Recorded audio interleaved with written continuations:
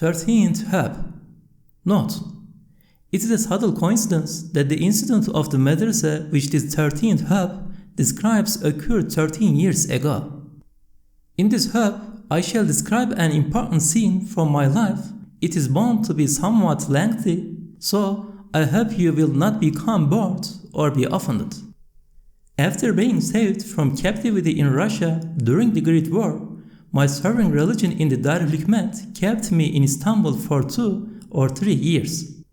Then, through the guidance of the all-wise Qur'an and spiritual influence of Gawsul Azam and the awakening of old age, I felt a weariness at the civilized life of Istanbul and a disgust at its glittering social life. A feeling of longing for my native land drove me there. I went to one with the thought that since I am born to die, I will die in my own country. First of all, I went to visit my madrasa in Van, the Horhor. The Armenians had raised it during the Russian corruption like the rest of the buildings. It was right under and adjacent to Van's famous citadel, which is a great monolith like a mountain. My true friends, brothers, and close students of the madrasa were embodied before my eyes. Some of those devoted friends had become actual martyrs, while others had died due to that calamity and had in effect become martyrs. I could not restrain myself from weeping. I climbed to the top of the citadel which overlooking the madrasa, towers above it to the height of 2 minarets, and I sat down. I went back in my imagination 7 or 8 years. Having a powerful imagination, I wandered all around that time in my mind. There was no one around to distract me and draw me back, for I was alone. As my view of those 7 or 8 years expanded, I saw enough to fill a century.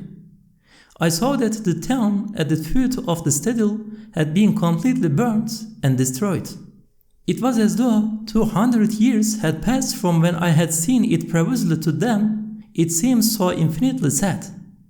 Most of the house's inhabitants had been my friends and acquaintances.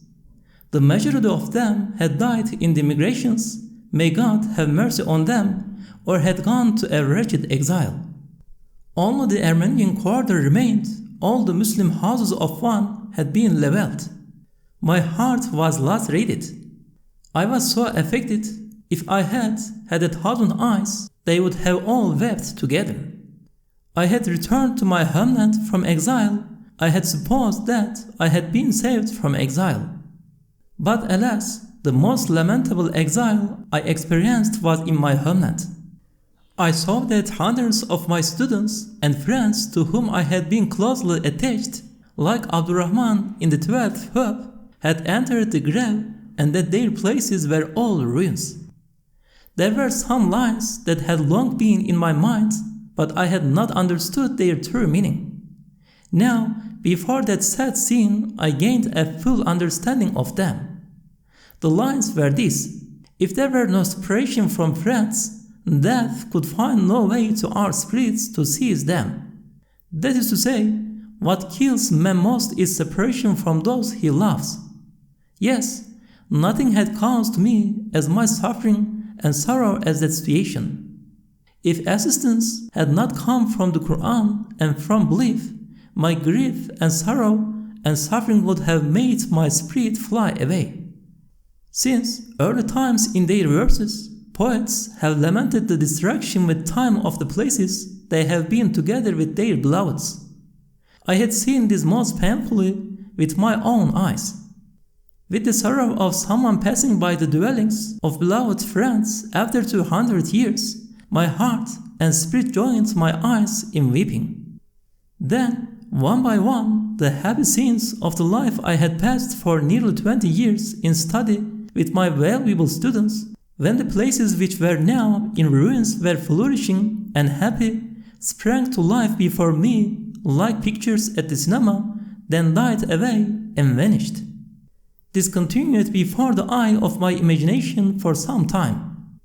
Then I felt astonished at the state of the worldly. How is it that they deceive themselves? For the situation there showed clearly that this world is transitory and that human beings are guests within it. I saw with my own eyes how true are the constant repeated words of the people of reality. The world is cruel, treacherous, bad. Don't be deceived by it. I also saw that just as man is connected with his own body and household, so is he connected with his town, his country, and with the world. For while weeping with my 2 eyes at the pitifulness of old age in respect of my body, I wanted to weep with 10 eyes not only at my madrasa's old age, but at its death. And I felt the need to weep with 100 eyes at the half-death of my beautiful homeland. It states in a hadith that every morning an angel calls out, "You are born to die and construct buildings that they may be destroyed." I was hearing this truth not with my ears, but with my eyes. 10 years later, I still weep when I think of that situation, as it made me weep then. Yes, the ruins of the houses at the foot of the ancient citadel, thousands of years old, and the town aging 800 years in 8 years, and the death of my once flourishing madrasa, which had been the gathering place of friends, all indicated the vastness of the immaterial corpse of all the madrasas in the Ottoman Empire, which now had died. The great monolith of one's citadel had become a gravestone to all of them. It was as though my students who had been together with me in the madrasa 8 years previously were weeping in their graves together with me. Indeed, the ruined walls of the town and its scattered stones were weeping with me. I saw them to be weeping. Then I understood that I could not endure this exile in my native land. I thought that I would either have to join them in the grave or withdraw into a cave in the mountains and await my death there. I told myself, these unendurable, searing aspirations which destroy patience and resistance surely make death preferable to life. The pains of such a life are unbearable. I then cast a glance over the 6 aspects and saw that they were all black. The heedlessness resulting from my intense grief showed me the world as terrifying, empty, desolate, and about to collapse over my head. My spirit sought a point of support in the face of innumerable hostile calamities. Its endless desires, which stretched to eternity, were seeking out something to satisfy them. While awaiting consolation in the face of the sorrow arising from those endless separations and deaths, that endless devastation, suddenly the truth was manifested of the all-wise Qur'an's verses. Whatever is in the heavens and on earth, let it declare the praises and glory of God, for He is exalted in might, the wise. To Him belongs the dominion of the heavens and the earth. It is He who gives life and death, and He has power over all things. It saved me from that pitiful, terrible, sad, separation-stained imagining and opened my eyes. I saw that the fruits at the tops of the fruit trees were looking at me as though smiling. Note us as well, they were saying. Do not only look at the ruins. The verse's truth brought the following thought to mind. Why does an artificial ladder written in the form of a town by the hand of man, who is a guest on the page of one's plane, being wiped out by a calamitous torrent called the Russian invasion, sadden you to this extent?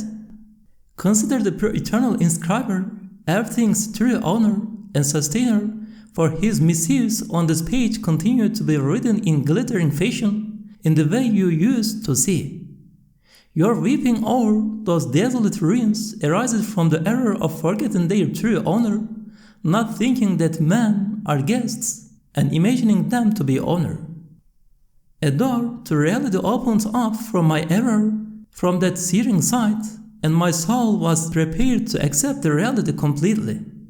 Like iron is plunged in the fire so that it softens and may be profited from, that grievous sight and terrible state were fire which softened my soul. Through the reality of the above verses, the Qur'an of miraculous exposition showed to my soul the effulgence of the truths of belief, causing it to accept it. Yes, all thanks be to God, as is proved conclusively in such parts of the Risale-i Nur as the 20th letter. Through the effulgence of belief in God, the truth of the verses becomes a source of strength for the spirit and heart, which unfolds proportionately to the firmness of each person's belief. This was so powerful, it afforded me the strength to confront calamities even 100 times more dreadful than the situation I beheld.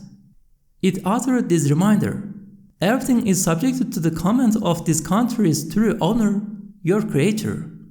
He holds the reins of all things. Your relation with Him should be sufficient. On recognizing my Creator and relying on Him, all the things that had appeared hostile gave up their enmity, and the grievous things that had made me weep started to make me happy. As we have demonstrated with certain proofs in many places in the Risale-i Nur, through the light proceeding from belief in the hereafter, that recognition and reliance afforded such assistance in the face of my endless desires that it was sufficient not only for my attachment to and desire for insignificant, temporary, brief worldly friendships, but for my innumerable far-reaching desires in the world of permanence, for everlasting happiness through all eternity. For through one manifestation of His mercy, the all-merciful and compassionate One every spring lays on the table of that season incalculable numbers of delightful, artful bounties in order to please His guests of 1 or 2 hours.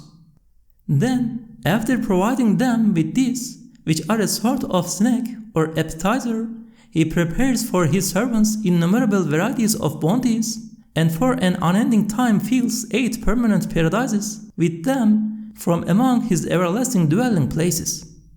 The person who relies on the mercy of such an all-merciful and compassionate One through belief, and knows his relation surely finds such a source of assistance that even its least degree provides for innumerable hopes reaching to eternity and causes them to continue. Furthermore, through the reality of the verses, the light proceeding from the effulgence of belief was manifested in such brilliant fashion that it lit up those 6 dark aspects like daytime. It illuminated the grief I felt for my students and friends in my madrasa and in the town with this reminder: the world your friends have gone to is not dark. They have merely gone somewhere else. You will meet again. It put an end to my tears entirely and made me understand that I would find others resembling them in this world who would take their place. Yes, all praise be to God. He both raised to life the dead one madrasa with the madrasa of Sparta, and He in meaning raised my friends there to life with the more numerous and valuable students and friends here. It also made known that the world is not empty and meaningless, and that my thinking of it as a ravaged country had been wrong. As required by His wisdom, the true owner changes the artificial sins made by man and renews His mischiefs. The more the fruits of some trees are plucked, the more others grow in their places, so too death and separation among mankind constitute renewal and change. In respect of belief, they are a renewal that produces not the grievous sorrow arising from the lack of friends, but the sweet sorrow born of parting in the hope of meeting again in another, better place. The verses also illuminated the face of the beings in the universe, which had appeared dark in the former ghastly situation. I wanted to offer thanks for this, and the following Arabic lines occurred to me, which described that reality exactly. I said, "All praise be to God for the light of belief, which dispels the illusion of beings as hostile strangers, moribunds, and savage, as weeping orphans, and shows them to be loving brothers, living and familiar, joyfully employed in mentioning God's names and glorifying Him." That is to say, due to the illness resulting from my grievous state of mind, some of the beings in the universe appeared to my neglectful soul as hostile and strange, others as awesome corpses, and yet others as orphans weeping in their loneliness. Note: like earthquake, storm, tempest, plague, and fire. In the light of belief, I saw that they were all friends and brothers. As for the awesome corpses, some were living and friendly while others had been released from their duties. Seeing through the light of belief the wailing of the orphans to be the murmuring of remembrance and glorification of God, I offered endless praise and thanks to the glorious Creator, for He had given me belief, the source of these innumerable bounties. And seeing that it is incumbent on me to think of all the beings in my personal world, which is as vast as the world, as being engaged in the praise and glorification of God, and through intention to make use of them, it means that I say, all praise and thanks to God for the light of belief, together with all those beings who utter it silently and as a whole through the tongue of disposition.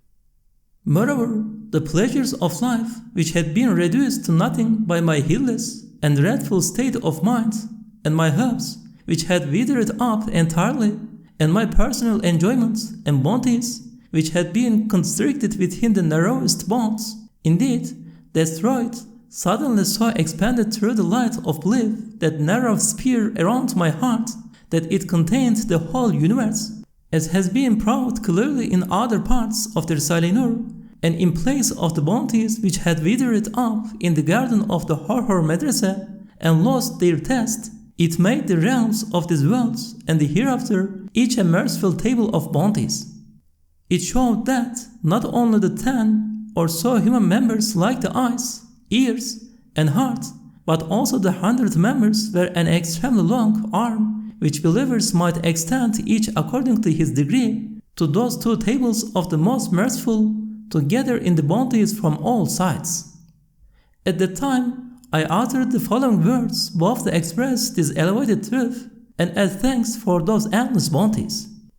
I offer praise and thanks to my Creator for the light and bounty of belief to my very utmost, with all the particles of my being, for it shows me that these worlds and the hereafter are overflowing with bounties and mercy, and allows me and all true believers to benefit from those 2 vast tables with the hands of all their senses, which develop and unfold through the light of belief and Islam. Since belief is so tremendously effective in this world, certainly in the eternal realm it will have such fruits and effulgences that they cannot be comprehended with the mind in this world, nor described. O you elderly people who like me experience the pains of separation from numerous friends due to old age. However, much older than me in years, the oldest of you is, my guess is that in meaning I am older than him. For, since by nature I feel excessive pity and compassion for my fellow beings, I have experienced the sufferings of thousands of my brothers in addition to my own pains, and feel as though I have lived for hundreds of years. However, much you have suffered the calamity of separation, you have not suffered it as I have. For I have no son that I should think only of him. I feel pain and sympathy towards thousands of Muslim sons and their sorrows, and even innocent animals, due to the excessive pity and compassion in my nature. I do not have a house of my own that I should think only of it. I am bound through Islamic zeal to this country and even the Islamic world, as though they were my house. I am saddened at the pains of my fellow Muslims in those 2 great houses, and am sorrowful at being parted from them. Thus, the light of belief was sufficient for me, and all my sorrows arising from old age and the pains of separation, it gave me an inextinguishable hope, an unassailable faith, and unquenchable light, unending solace. Belief, then, is certainly more than enough for you in the face of the darkness, heedlessness, sorrows, and griefs of old age. In fact, the old age that is utterly black and lacking in light and solace, and is the most grievous and terrible separation, is the old age and separation suffered by the people of misguidance and the dissipated. It is possible to experience the belief that affords hope, light, and solace, and its effects by adopting a consciously worshipful attitude, worthy of old age and appropriate to Islam. It is not possible by trying to imitate the young and plunging one's head into heedlessness and forgetting old age. Dwell on the hadith, the meaning of which is, the best of the youths among you are those who imitate those of mature years, while the worst of your elderly are those who imitate the young. That is to say, the best youths are those who resemble the elderly in self-restraint and abstaining from vice, while the worst elderly people are those who resemble the young in plunging themselves into dissipation and heedlessness. My elderly brothers and sisters, there is a hadith which says, Divine mercy is ashamed to leave unanswered the prayers offered to the divine court by elderly believers of 60 or 70 years. Seeing that divine mercy holds you in such respect, be respectful towards this respect by performing your worship. 14th hub. The summary at the start of the 4th ray on the luminous verse, for us God suffices, describes how, having been isolated from everything by the worldly, I was afflicted with 5 sorts of exile. The heedlessness arising from distress led me to look not to the consoling lights of the Risale-i Nur, which would have aided me, but directly to my heart and my spirit. I saw that, governing in me, were an overpowering desire for immortality, an intense love of existence, a great yearning for life, together with an infinite impotence, an endless want. But an awesome transcendence was extinguishing the immortality. Suffering this state of mind, I exclaimed like the poet, reality wanted the passing of my body, though my heart desired its immortality. I was afflicted with an incurable ill that not even Lokman could cure. I bowed my head in despair. Suddenly, the verse, for us God suffices, and He is the best disposer of affairs, came to my assistance, summoning me to read it with attention. So I recited it 500 times every day. The more I recited it, 9 levels of meaning were unfolded to me out of its many lights, at the level of certainly at the degree of knowledge, and even of certainly at the degree of witnessing. The first level of the luminous verse, for us God suffices. By virtue of a shadow in my essential being, of a manifestation of a name of the glorious one of perfection, who, possessing absolute perfection, is of himself and for no other reason worthy of love, I had an innate desire for immortality, directed not to my own immortality, but to the existence, perfection, and immortality of that absolutely perfect one. But due to heedlessness, that innate love had lost its way, become attached to the shadow, and enamored of the mirror of immortality. Then the verse, for us God suffices, and He is the best disposer of affairs, raised the veil. I saw and felt and experienced at the degree of absolute certainty that the pleasure and happiness of my immortality lay exactly and in more perfect form in the immortality of the enduring one of perfection, and in affirming my sustainer and God, and in believing in Him and submitting to Him. The evidence for this has been explained in the 4th ray, the treatise on the verse, for us God suffices, in 12 sections which are extremely profound and subtle and will fill with wonder anyone with fine sensibilities. The second level of the luminous verse, for us God suffices. At a time when, in my old age, exile, aloneness, and isolation, the worldly were attacking me with their spies and stratagems, despite my boundless innate impotence, I told my heart, whole armies are attacking a single man whose hands are tied and is ill and weak. Is there nothing from which he can seek help? I had recourse to the verse, for us God suffices, and He is the best disposer of affairs, and it informed me of the following. Through the document of belief, you become connected to a ruler of absolute power who every spring equips in perfect order all the plant and animal armies on the face of the earth composed of 400,000 different nations. In addition, he places in the extracts of the most merciful known as seeds and grains, which are like the meat, sugar, and other food extracts discovered recently by the people of civilization, but 100 times more perfect, all the sustenance of the huge armies of foremost men and of all the animals. He folds up inside those extracts the instructions of divine determining concerning their cooking and development and places them in their tiny protective cases. The creation of those tiny coffers is with such ease, speed, and abundance from the Kaf Nun factory, which is governed by the command of be, and it is, that the Qur'an states, the Creator merely commands and it comes into being. Gaining such support with the documents of the relationship of belief, you can rely on an infinite strength and power.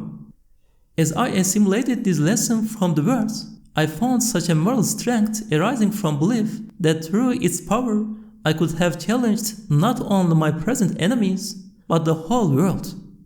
With all my spirit I declared, for us God suffices, and He is the best disposer of affairs. The third level of the luminous verse, for us God suffices. At a time when, finding my attachment to the world to be broken due to suffering the oppression of those exiles and illnesses, belief recalled to me that I was destined for perpetual happiness in an eternal world, an everlasting realm, I gave up sighing regretfully, which caused further grief and yearning, and became cheerful and happy. However, this goal of the imagination and spirit and result of man's nature could only be realized through the infinite power of an absolutely omnipotent one who knows and records the action and rest and conduct and states in word and deed of all creatures and takes as his friend and addressee in significance an absolutely impotent man, giving him a rank superior to all beings. It could only be realized through his infinite favors to man and the importance he gives him. While thinking of these 2 points, that is, the activity of such a power and the importance of apparently insignificant man, I wanted an explanation which would deepen belief and satisfy the heart. Again, I had recourse to the verse, and it told me to note the na for us and to heed who is saying, for us God suffices together with me. I at once looked and saw that innumerable birds and flies, which are miniature birds, and uncountable animals, and boundless plants and trees were, like me, reciting through the tongue of disposition, for us God suffices, and He is the best disposer of affairs. They recall to everyone the immensity and majesty of a power which before our eyes, particularly in the spring, creates in most abundant plenitude, with the greatest ease, and on a vast scale, from eggs, seeds, grains, and droplets of fluid, which all resemble each other, and whose substance is the same, the 100,000 species of birds, the hundreds of thousands of sorts of animals, the 100,000 types of plants, and the 100,000 varieties of trees, without error, defect, or confusion, in adorned, balanced, well-ordered fashion, and in forms all different from one another. They demonstrate to us His unity and oneness by being made in this way together, one within the other and resembling each other. I understood that any interference or participation in the dominical creative act of disposal which displays thus incalculable miracles was not possible. Those who want to understand my personality and human character, which is like that of all believers, and those who want to be like me, should look at the explanation of the I in the first personal plural, us, in, for us God suffices, that is, the explanation of myself. What is my apparently insignificant, wanting being, like that of all believers? What is life? What is humanity? What is Islam? What is certain affirmative belief? What is knowledge of God? How should love be? They should understand and take a lesson. The fourth level of the luminous verse, for us God suffices. At time I was being shaken by old age, exile, illness, and defeat coincided with a period of heedlessness. I was grievously anxious that my being, to which I was intensely attached and by which I was captivated, indeed all creatures, were departing for non-existence. Then again I had recourse to the verse. It told me, note my meaning carefully and look through the telescope of belief. So I looked, and with the eye of belief, and saw that, like all believers, my minuscule being was the mirror of a limitless being, and through infinite expansion, the means of gaining innumerable existences, and was a word of wisdom producing the fruits of numerous permanent existences far more valuable than itself. I knew with certainty at the degree of knowledge that to live for an instant in the respect was as valuable as an eternal existence. For I understood through the consciousness of belief that this being of mine was the work of art, artifact, and manifestation of the necessarily existent one. So, being saved from the anxiety of loneliness and from innumerable separations and their pains, I formed relations and bonds of brotherhood with beings to the number of divine acts and names connected with beings and especially living beings, and I knew that there was a permanent union with all the beings I loved and only a temporary separation. And so, through belief and the relations of belief, like all beings, my being gained the lights of innumerable existences untouched by separation. Even if it departed, they would remain behind, and it would be happy as though it had remained itself. In short, death is not separation, it is union, it is a change of abode, it is the producing of an eternal fruit. The fifth level of the luminous verse, for us God suffices. Another time my life was being shaken by harsh conditions. They directed my attention towards life. I saw that my life was departing at speed. The hereafter was drawing close. Due to the oppression I was suffering, my life had started to be extinguished. As is explained in the section of the Risale-i Nur on the divine name of ever living, I thought sorrowfully of how, with its important functions and great benefits and virtues, life did not deserve to be so swiftly extinguished, but to last a long time. I again had recourse to my master, the verse, for us God suffices, and He is the best disposer of affairs. This time it told me, consider life from the point of view of the ever-living and self-subsistent one who gives you life. So I looked, and I saw that if only one aspect of my life looked to me, 100 looked to the ever-living and self-subsistent one. And if, of its results, one looked to me, 1,000 looked to my Creator.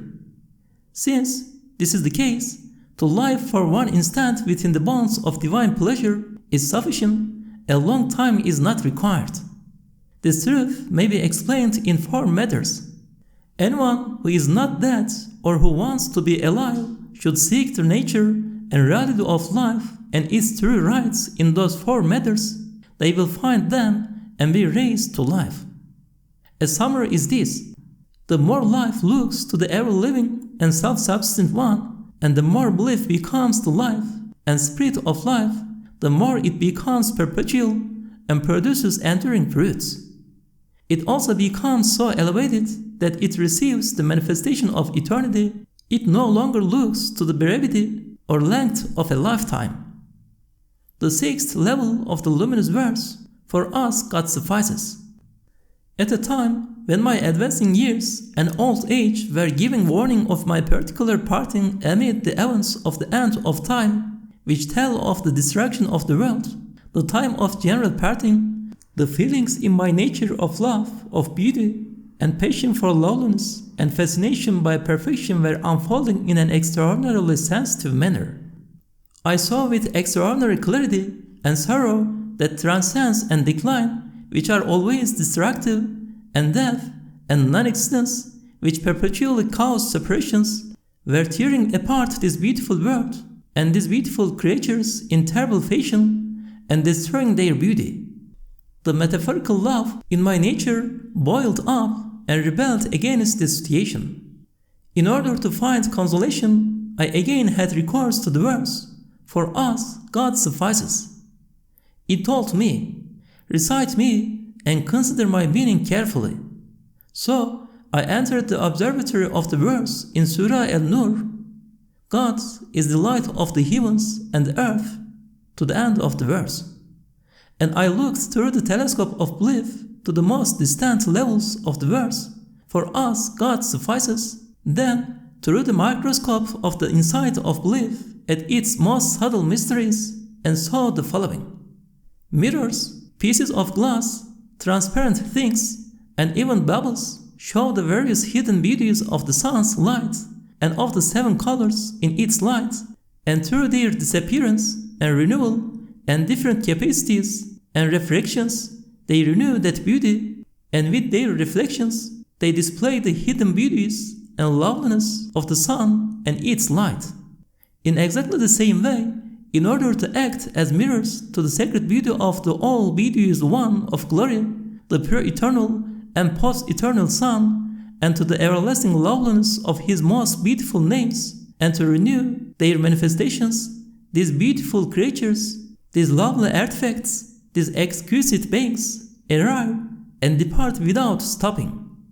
Powerful proofs are expounded in detail in the Risale-i Nur that demonstrate that the beauties apparent on them belong not to them, but are signs, indications, flashes, and manifestations of a transcendent, sacred beauty which wants to become manifest. The explanation begins by saying that 3 of those proofs have been mentioned briefly and most reasonably.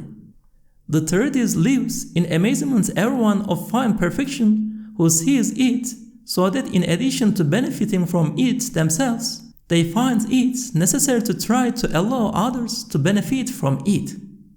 Anyone whose mind is not rotten and heart not corrupted will appreciate, admire, and recommend the 5 points explained in the second proof, and exclaiming, "MashaAllah, Barakallah," will pursue and affirm that it is a wondrous marvel which will exalt his apparently lowly, wanting being.